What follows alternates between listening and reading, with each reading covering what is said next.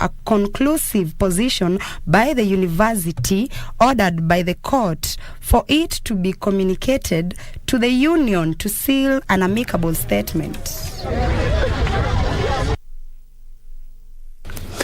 Very well, and about 26 minutes past the hour, we are taking a quick break, but don't go away. When we come back, we'll take you through a couple of more stories. We still have business and also sports, and also we're keeping a keen eye on the 12th edition of the Kenya Defence Forces Day happening at the Laikipia Air Base, and we'll be getting there for the President's speech.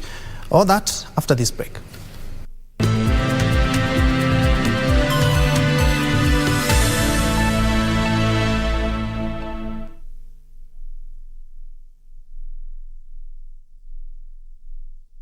Do you have a news story to share with KBC? Get in touch swiftly on email news@kbc.co.ke or call 0723-892-654 or 0734-780-124.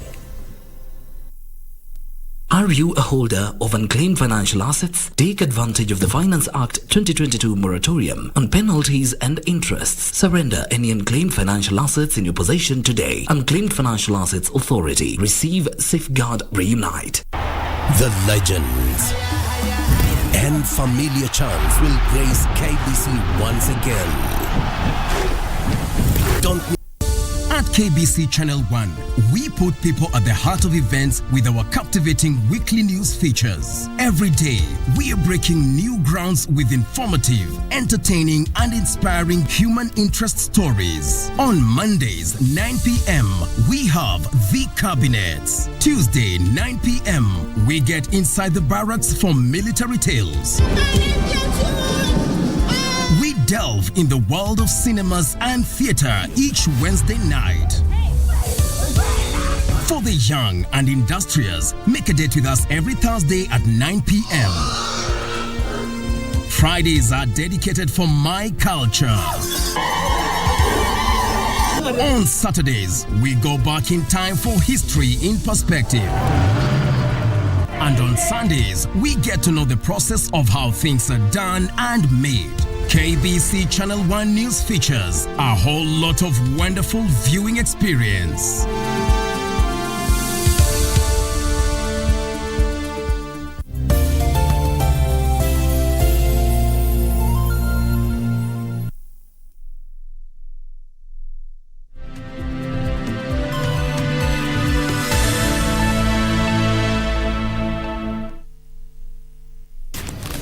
Welcome back and thanks for keeping it Channel 1. In other news, farmers in Gatundu North, Kiambu County are counting losses after monkeys in the nearby forest invaded Karuga village, destroying their crops.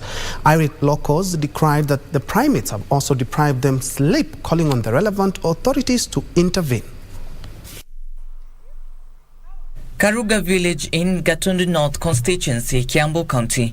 Here, farmers are counting losses after monkeys invaded their farms, leaving behind a trail of destruction. Irate farmers narrate the destruction caused by the primates. Inatusubua sana, inakula vitu yote, hata sisi tunashindwa tutafanya nini? Kwa sababu hata ukienda kusipiga, ingine ikakuja, ukienda huko chini ikakuja juu. Ukienda wapi ikakuja. Sasa tunasubuana naye, sasa tunanyamaza ni kushindwa tutafanya nini? As the human-wildlife conflict continues, the village is at the brink of starvation following sustained destruction of their crops, as some farmers have resorted to withdrawing from farming.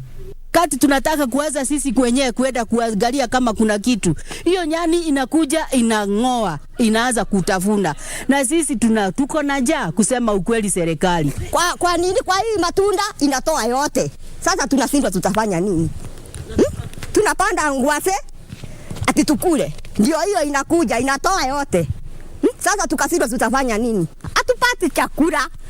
Tulikuwa tukiangalia hiyo masamba yetu. Ndio hiyo. Hakuna kitu tunatoa kwa samba. Despite the destruction they have caused, the apes have also treated locals to entertainment and drama, some of which has caused them sleepless nights. Inaitana ikagaba, inagaba. Sasa ukienda pande hii ikasema pande hii ingine ikaitana na watoto wanabeba hivi. To help resolve the monkey menace, the residents urged the government to send Kenya Wildlife Service officers to their farms and find ways of containing them and keep them away from residential areas.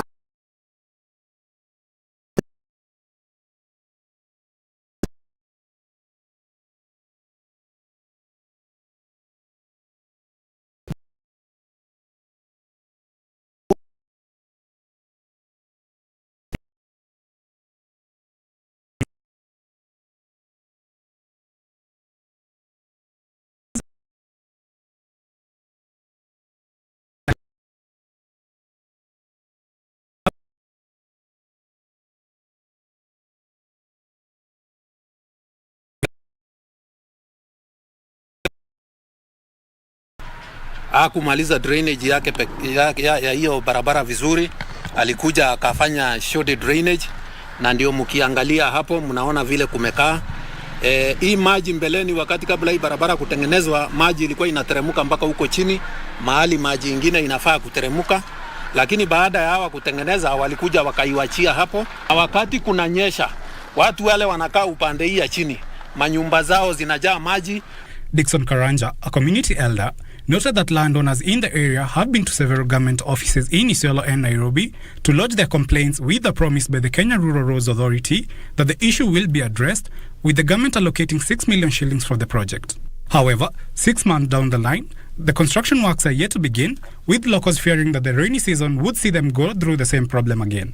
Tulirudi tukapata barua kutoka kwa kura wakisema ya kwamba kuna pesa wana release, na walisema hiyo pesa itatumika kutengeneza hii karabat na kuteremusha maji mpaka huko chini. They are now appealing to their elected leaders to have the issue addressed before the onset of the rains. Kwa hivyo sisi tukaomba serikali itusikize, ikuje tutatulie hiyo maneno. Tunataka haki yetu, pesa imetolewa kwa sababu ya sisi, na kazi ile tunataka tufanyiwe kazi ambaye inastahili na kazi ambaye sisi tutaridhika. Colin Shadrack for Lunchtime News. Let's now shift gears to politics, where the race to succeed Garissa Township MP Aden Duale has kicked off even before he is cleared by the National Assembly for his defense cabinet slot following his nomination by President William Ruto. Mohamed Gabane, a medical doctor who emerged second in the 9th of August election, is leading a dozen other aspirants who want to succeed the legislator who has been at the helm of Garissa Township politics for over a decade. For the manifesto that I had for my people, it still is intact. I know, having appointed the Mheshimiwa Aden Bare Duale as CS nominee, that is going to leave a vacancy in the seat of Garissa Member of Parliament, and I intend to run again for the by-election, and I urge and request my supporters to come in large numbers to come and vote for me, because I want to carry on the agenda that I had before, which is being a youth-driven agenda to represent the youth, bring up change in the sporting facilities that we have, bring change and transparency to how CDF is administered in our constituency, and offer youthful leadership and encourage the youth to come and seek leadership positions. Away from that, a family in Gashie, Kiambu County, is desperately searching for their lost kin. 5-year-old Sheila Mokera disappeared on the 22nd of September while playing with her friends in the neighborhood. 3 weeks later, the girl is yet to be found despite numerous attempts to trace her. The disappearance of 5-year-old Sheila Mokera has left the family of Josiah Ouko in distress. Ouko's granddaughter is said to have been in the company of her friends in their home in Gashie playing hide and seek before she disappeared. Sheila Mokera alipotea tarehe 22 mwezi wa 9 mwaka wa 2022. Huyu mtoto alikuwa anacheza na watoto wengine masaa ya saa 5, saa 7 hivi. Sasa walipomaliza kucheza na watoto wengine, alipatikana tu hayuko, amepotea. Alikuwa anacheza ile mchezo wa kujificha, kutafutana. Sasa vile yeye alienda kujificha, hakujulikana alijificha wapi na hakutokelezea tena mpaka leo hii. A search for the PP2 student at Precious Kids Academy will later ensue in the village, with the family making several reports at Ibarori and Kiara police stations, with their efforts bearing no fruits. Niliripoti hapo Ibarori police posts, nikaandikisha hiyo B, wakaniambia bado hawajamuona, wakimuona wataniita. I've been visiting there several times, bado hawajampata. However, wameniambia wamesacurate hiyo report kwa all police stations. Hakuna report imepatikana. Nimetangaza kwa makanisa, mashule na hata kwa social media, lakini bado sijasikia report yoyote. The family is now appealing to members of the public to who may have any report on her whereabouts to report to the nearest police station or reach out to the family through Mukeira's mother, Jemima Kerubo, on 0717637670, or reach her grandfather through 0727797505. Trevor Ngendo, Lunchtime News.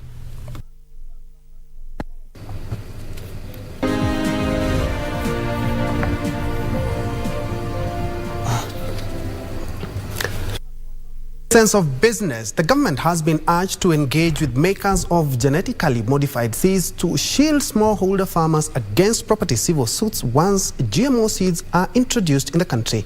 The Kenya University Biotechnology Consortium says there is need to align GMO seed funding from the government to ensure BT seeds are developed locally to make them accessible, to farmers.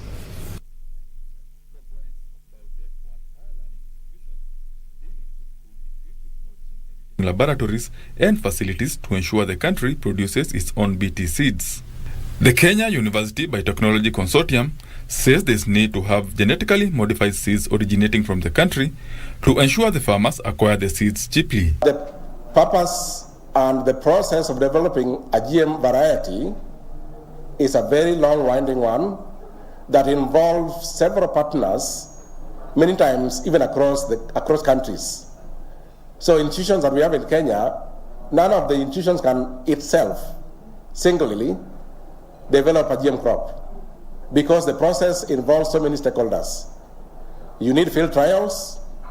We have regulations on that. The consortium is urging the government to initiate talks with GMO seed makers on patent issues to protect small-scale farmers from lawsuits arising due to patent issues once the genetically modified seeds are ingrained into the country's farm system.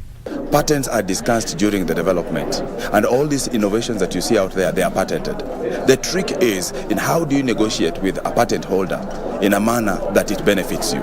It's not like the GMO is going to be forced on us. If we feel as a country that is too expensive for us, then we just don't import.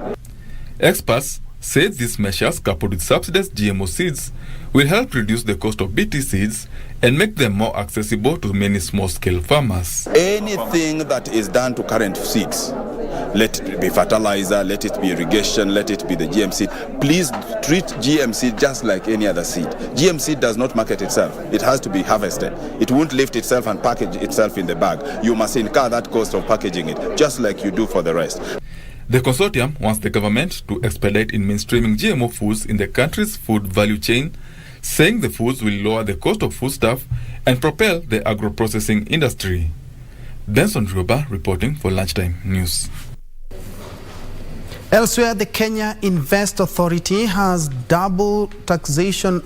Take that again. The Kenya Invest Authority says double taxation is hurting Kenya's image as a leading investment destination in Africa. The authority says it will engage with the National Treasury in the ratification of tax agreements between Kenya and other countries. Acting Kenya Invest MD Olivia Rachiel says Dutch investors want the implementation of trade agreements entered between Kenya and the Netherlands effected to avoid punitive taxation regime. Exports to the Netherlands reached 67 billion shillings in 2021, according to the United Nations Comtrade database on international trade. This made the European nation one of the top 5 source countries for foreign direct investments to Kenya.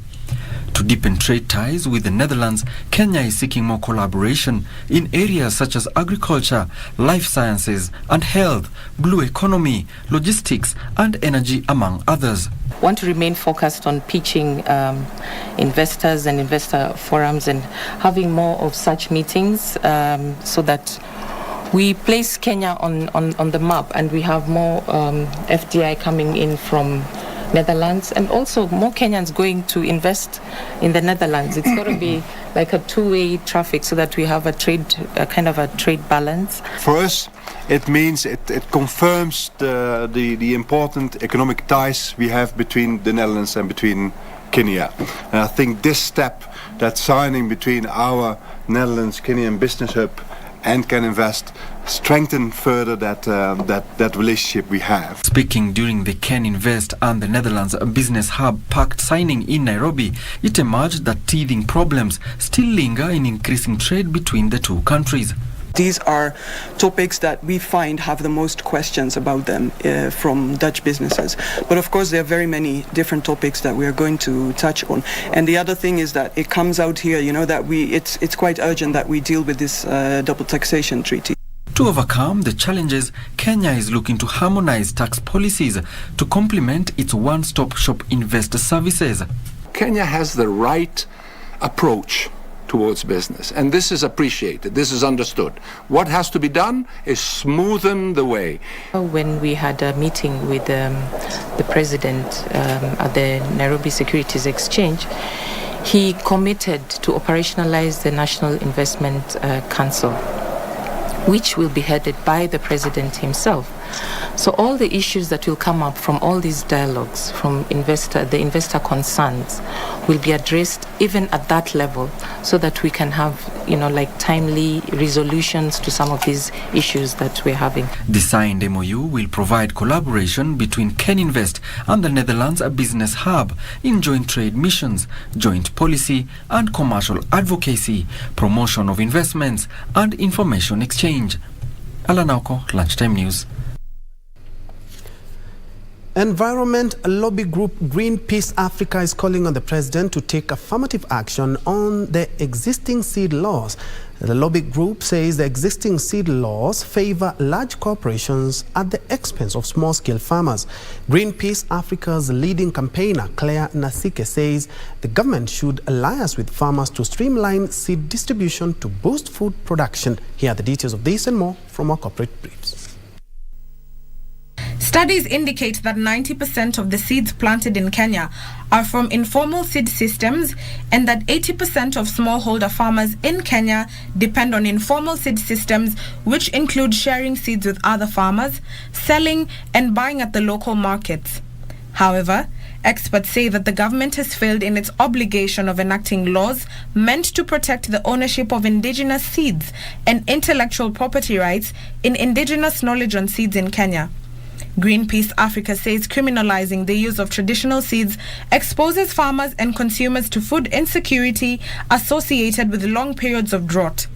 The group has called on the president to reinstate the ban on GMOs and support farmer-managed systems as a solution to food security in Kenya. Meanwhile, farmers in Kisii County are questioning the Ministry of Agriculture on the recent reduction in fertilizer distribution. The tea farmers say they had ordered 88,000 metric tons of fertilizer, but only received 41,000 metric tons after the head of state approved a 3.55 billion shilling subsidy for the inputs. They called on the government to ensure the commodity is distributed fairly to benefit all farmers. Finally, last time when we got fertilizer, we got 41,000 metric tons.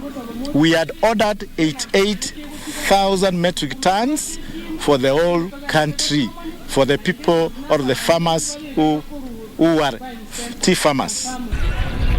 Finally, The Kenya Fish Marketing Authority has established a marketing framework to see fish from Migori County reach the international market. The authority's chairperson Ochieng Mbeo noted that their entry into the global market will see loopholes of exploitation and help the fisherfolk maximize profits. Furthermore, he added that the already established fish landing bays at Sori and Luanda Kotieno in Migori and Siaya counties, with a holding capacity of 10 tons of fish respectively, will reduce losses occasioned by lack of storage facilities. He called on the beach management units to partner with investors to expand their reach and create room for value addition. We will be doing everything here and adding value as we package and export from our area in Migori County this fish with the pride and the branded from Lake Victoria, from Sori, from Migori County into the world. And therefore partnership will continue to go on as we encourage them to go on and also bring in the county government, the national government to help us clean up the mess. Ndutamo Kami for Lunchtime News. Now, the Coca-Cola Foundation, in partnership with Women in Africa, has launched a women's economic empowerment program with the aim of equipping 2,100 women with financial and entrepreneurial skills. The year-long program will aim at addressing the capacity gaps hindering women from achieving stable and sustainable businesses.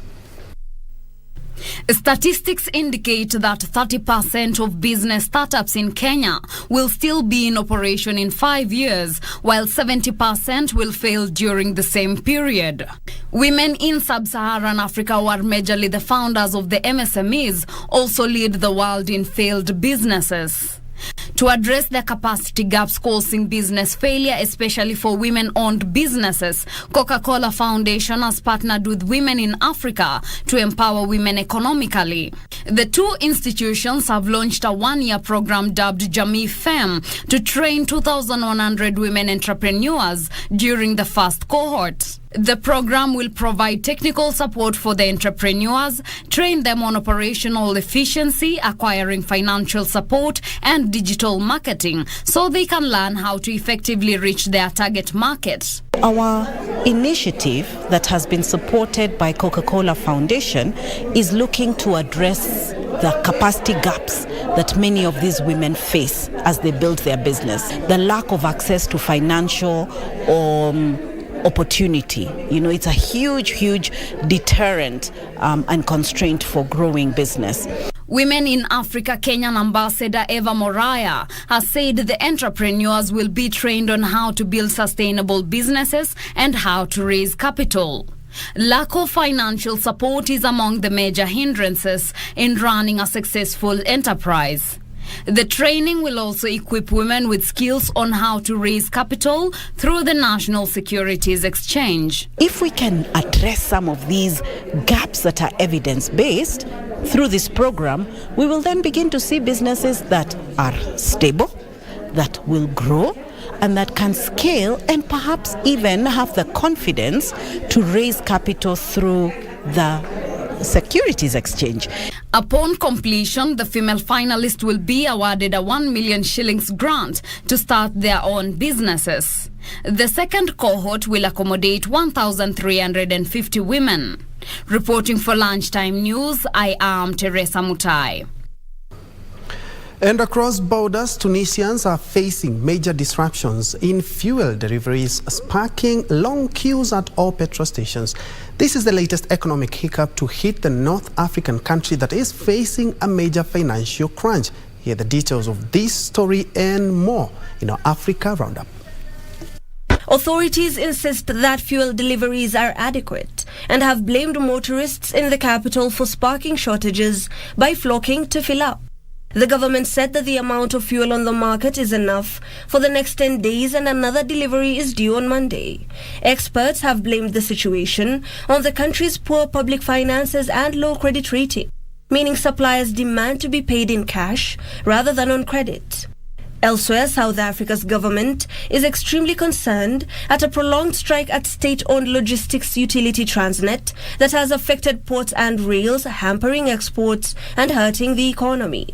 They called for the resumption of exports of agricultural, minerals, and other products as soon as possible, noting these contributed to maintaining hundreds of thousands of jobs across the country. The strike is costing mining firms 815 million rand in exports.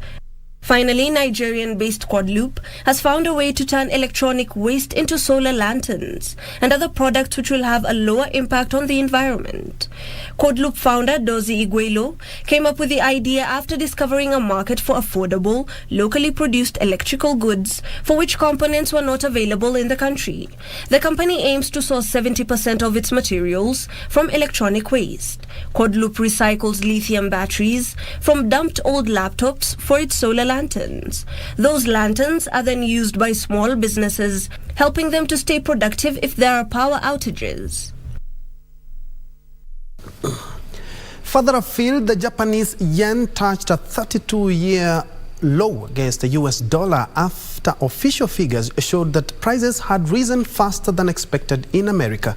Japanese Finance Minister Shunichi Suzuki said the government will take appropriate action against the yen's volatility in the currency market. Here are the details of this and other business stories making headlines from across the globe. The Japanese currency has come under increasing pressure in recent months, mainly due to the very different approach taken by the Bank of Japan in comparison with the US Federal Reserve. The dollar strength on the global financial markets is having an impact on other major currencies around the world, including the sterling pound and the euro. In a rare move last month, Japan spent almost $20 billion to prop up the country's struggling currency after the yen hit a 24-year low against the dollar. The US Federal Reserve has been aggressively raising its interest rates to combat soaring prices, which has made the dollar more attractive to investors. Elsewhere, Tesla boss Elon Musk is being investigated by federal authorities over his conduct in his $44 billion Twitter takeover deal. In a court filing, Twitter said Musk was under investigation and asked a Delaware judge to order Musk's attorneys to provide the documents it had sought on Thursday last week, the same day that the court paused litigation between the two sides after Musk reversed course and said he would proceed with the deal. In a response to Twitter, the attorney for Musk said that Twitter's court filing was a misdirection and asserted it is Twitter's executives that are under federal investigation. Finally, the switch to eco-friendly electric cars in the UK is being slowed down by inflation and soaring bills. A record number of drivers want their next car to be electric, but the cost of living crisis is forcing many to delay. The Royal Automobile Club said a record 14% of drivers say their next car will be electric, up from 10% last year and just 3% in 2018. A further 29% said they intended to switch to a hybrid vehicle of some description, which combines petrol and electric power. Last month, the UK reached the milestone of the millionth plug-in electric vehicle registration, although full battery-powered electric vehicles still only account for 17% of the market. And back home, Kenya's position as the premier African tourism and travel destination will be affirmed tomorrow at the World Travel Awards for Africa and Indian Ocean. The event, which is the top travel awards ceremony in the world, will see more than 1,500 delegates converge at the Kenyatta International Convention Center. KICC CEO Nana Geshaga says the event offers Kenya an opportunity to showcase its diverse tourism portfolio and attract more visitors ahead of the Christmas festivities. Over the past 10 years, the meetings, incentives, conferences and exhibition industry in Kenya has evolved into a major revenue earner for the country's tourism sector. Before the COVID-19 pandemic, Kenya's MICE business was the third largest in Africa, behind South Africa and Mauritius. Data from the Tourism Research Institute indicate that international arrivals grew to 925,000 visitors between January and August this year. Of this, 313,446 were on holiday, while 274,722 were visiting family or friends, and 258,899 came to Kenya for business and meetings, incentive, conferences and exhibition.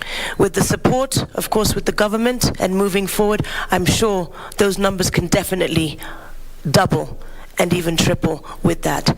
But again, the whole point of a delegate experience is once you finish your meeting. And again, a meeting is conveying of 2 or more people. We as KICC, we may be the biggest players, but anybody who comes into the country for a meeting in any of the hospitality outlets here in Kenya contribute to that. So this is something that's a delegate experience we want to show. Once you're finished with your meeting, you are then afterwards welcome to come and enjoy what Kenya has to offer, be it the beach, be it our safari. We've also got sports tourism. Again, Kenya is also known for medical tourism, which is picking up.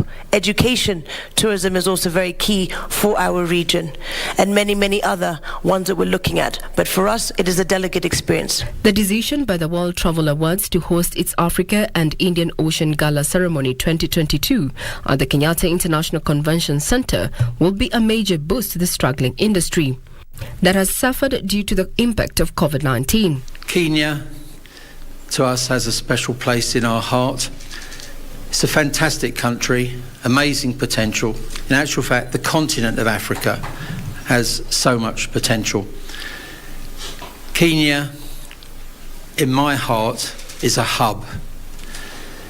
50 million plus people, educated people, a democracy, a country which is rich in its people and its tourism. We need to be a team if we are going to market Kenya as a destination. This is World Travel Awards' second visit to Nairobi, buoyed by the resumption of global travel. KICC Chief Nana Geshaga says hosting the event is a welcome boon for the convention center that has been undertaking some renovations to improve service delivery. We are crafting different things where, apart from doing meetings here, sometimes we are having some meetings in the wild, meeting in the beach, something to make sure that when today you are somewhere in KICC, tomorrow you can go to Masai Mara somewhere and do a meeting, and just to be able to make sure that your meeting are different and they are not boring. More than 1,500 renowned travel industry figureheads and decision makers from Africa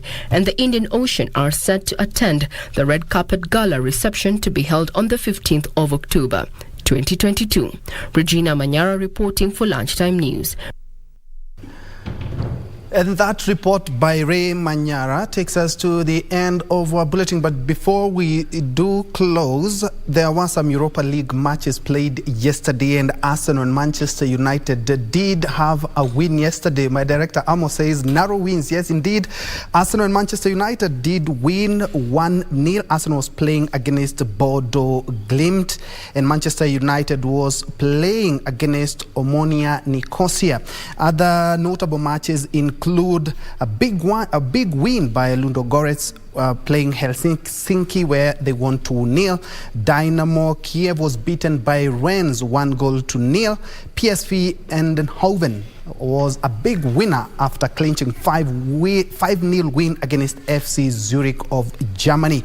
Thank you so much for watching KBC Lunchtime News. Remember, we will be crossing over to the Laikipia Air Base. Remember, today being the 12th edition of the Kenya Defence Forces Day and the biggest military event by the President William Ruto. We're keeping a keen eye. We were there a little bit earlier on, and as soon as the official program do begin, we will be crossing over there. Thank you so much for keeping me company. My name is Bentro Njue, and Lensa Odingo has been on sign language interpreter for this live Members Day Lunchtime News. Thank you so much for joining.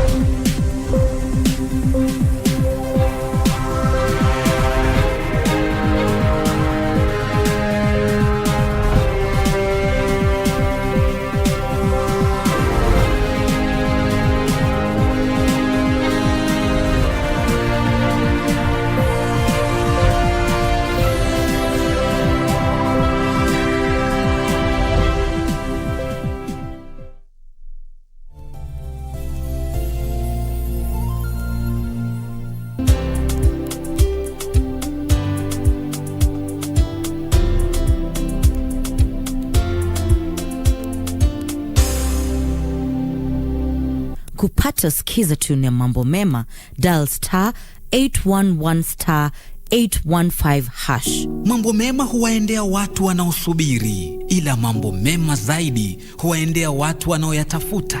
Kupata mambo mema ni kufanikiwa, na kufanikiwa ni kutabasamu, kutafakari na kuhesabu mema na baraka ulizozichukulia hatua, ukazitafuta na kuzipata.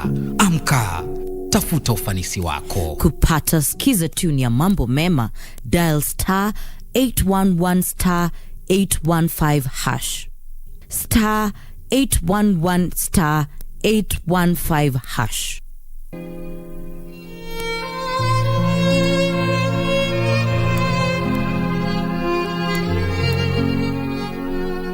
Nero ukwe maskini lakini ukwe mzima. Ukiwa na health mzuri, shukuru Mungu. Some of them don't even understand the kind of sickness that they are suffering from. But thank you, because through Mama here, we have seen the hand of God. Nashukuru, nilitibiwa, sasa naendelea kupona. Lakini mlisupport, nikaweza kupona, sasa niko na raha. Mungu awabariki. Nilikava kabisa, niko na furaha sana. The only show that is transforming lives.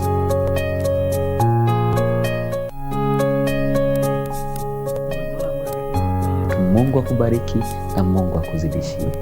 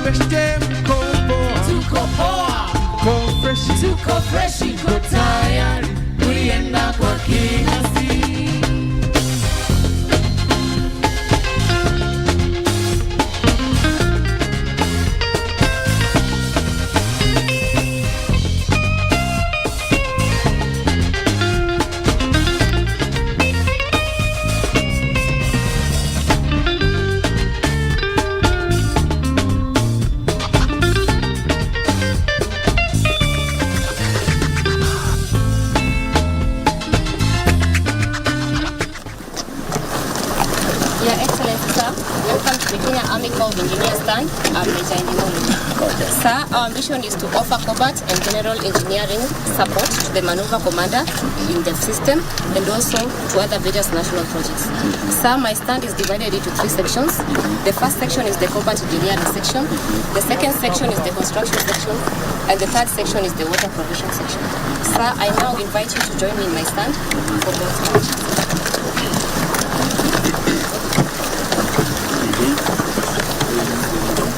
In the combat engineering section, we study explosives. And in line with the current theme, we endeavor to make every individual soldier very proficient. Because one of our principles is minimal time at the target and minimal number of personnel at the target. So here are a few of the explosives that we study. We have placed munitions here on my left. We have anti-personnel mines and abstract mines. The point to note, sir, is that we only do this for studies. The anti-personnel mines, we don't use them because we are signatories of the Ottawa Treaty. Sir, we have thrown munitions, majorly grenades. We also have projected grenades. These here are projected munitions.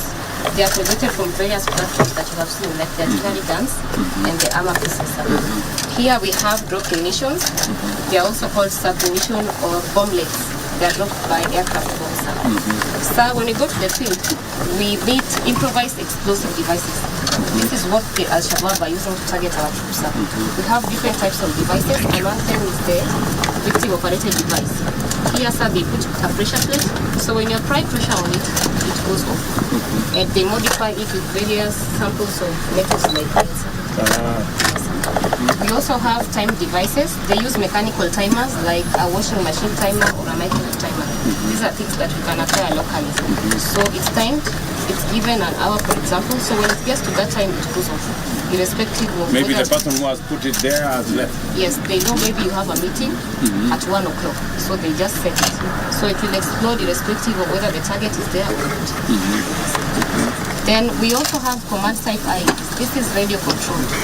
It can be controlled using a normal alarm system or even a phone. So sir, this is a simple circuit, just to illustrate how simple it is to make this circuit. The terrorists can learn this from the internet, and basic knowledge can be able to make this. So I wish to illustrate, sir, and it's harmless. So sir, it has 5 components. The battery, this buzzer represents the explosive. It could be either any of the military grade or homemade explosive, sir. This is a normal motorcycle alarm system, and this is an initiator. So when the terrorist completes the circuit, he just connects it, and then he can use the alarm system to select a target. It's harmless, sir. So we just arm it, and then we wait for the other vehicles to pass. When the military vehicle comes, if it's your target, you explode it and it goes off, sir. Yes, sir. This is what the Al-Shabaab are currently using. Yes, sir.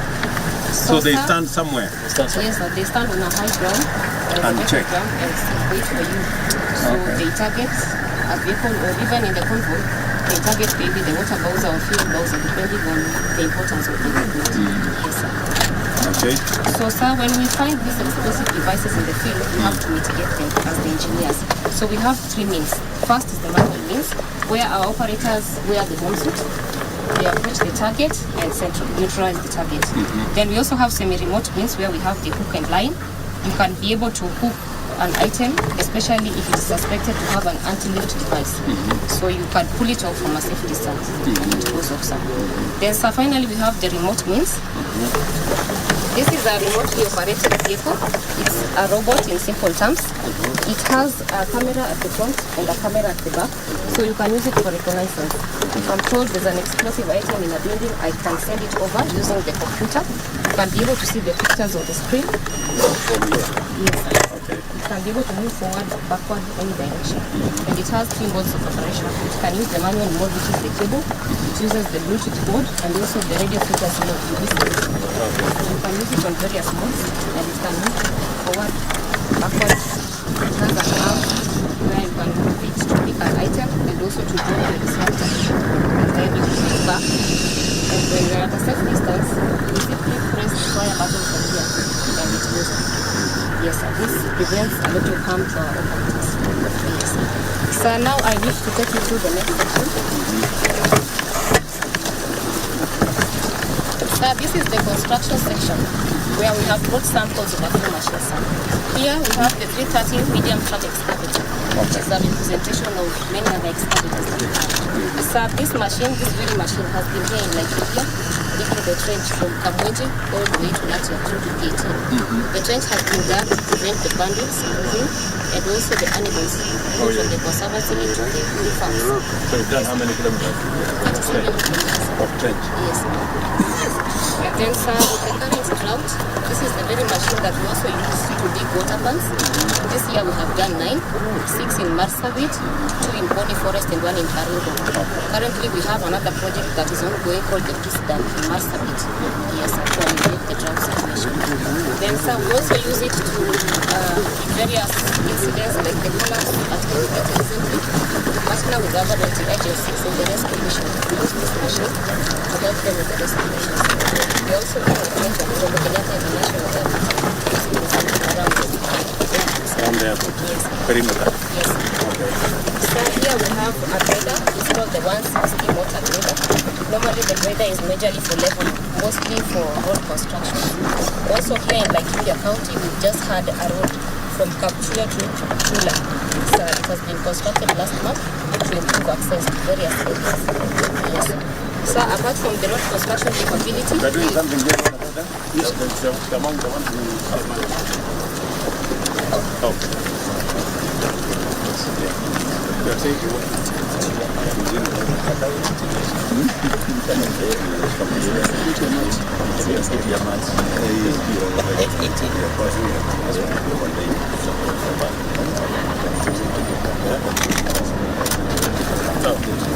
Apart from the road making capabilities, Kipnusu namuona? Kipnusu.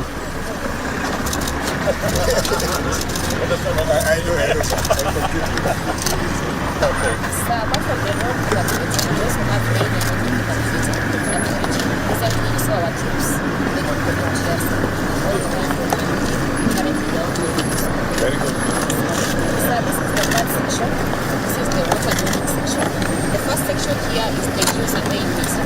Okay. We normally conduct Njue surveying to identify us to the site to seek the borehole to avoid wasting.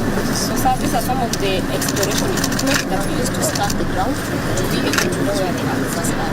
Okay. Here is a borehole camera. When we want to conduct borehole development, we conduct it using the camera and we're able to know where to fix the pipes. So after we conduct the Njue survey, we do the drilling. This is a PRG mixer. We have done about 285 boreholes in the country section. About 20 here. Here in January, we did one more like here. And currently, we also have services. Visit areas where we have services. We have done one in Russia, Navy, Africa. We are left to test for this. So when we are done drilling our borehole,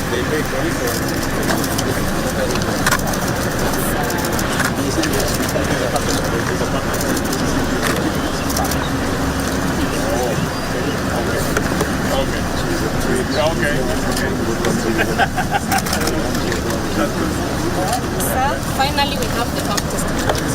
Once we do the borehole, we need to find out the yield of this borehole so that we can be able to know what type of pump it is to do. Also, when our borehole has a problem, we use it to rehabilitate it. We need to get the pump out, repair it, that's where we use it. So that's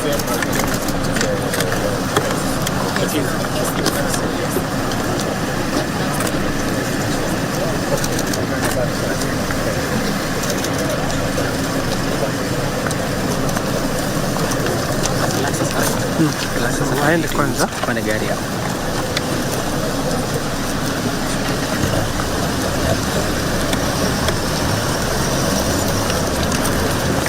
Relax. Ngoja tu waende.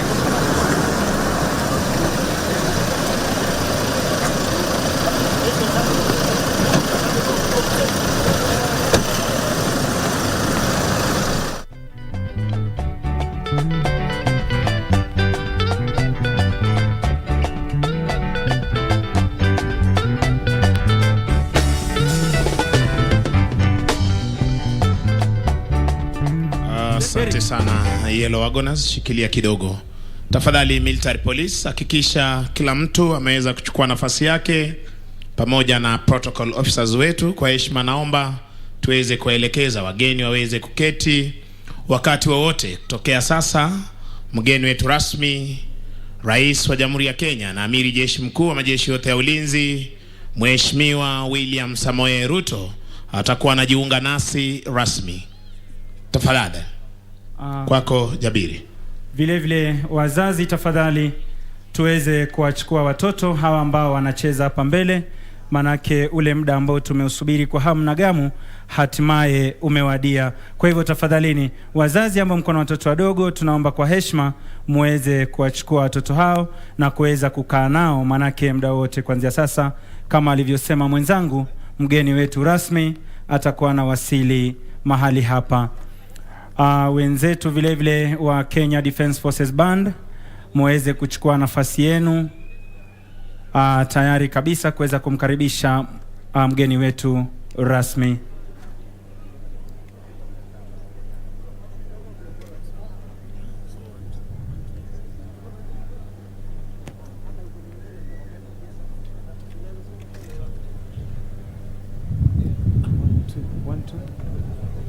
Basi ishara zinaonyesha kwamba tayari mgeni wetu rasmi atakuwa anajiunga nasi mahali hapa muda wote kuanzia sasa. Wanafunzi, tusisahau kupeperusha bendera kumkaribisha Mheshimiwa Rais wa Jamhuri ya Kenya na Amiri Jeshi Mkuu atakapokuwa akiwasili mahali hapa. Mengi mazuri tumeyaona.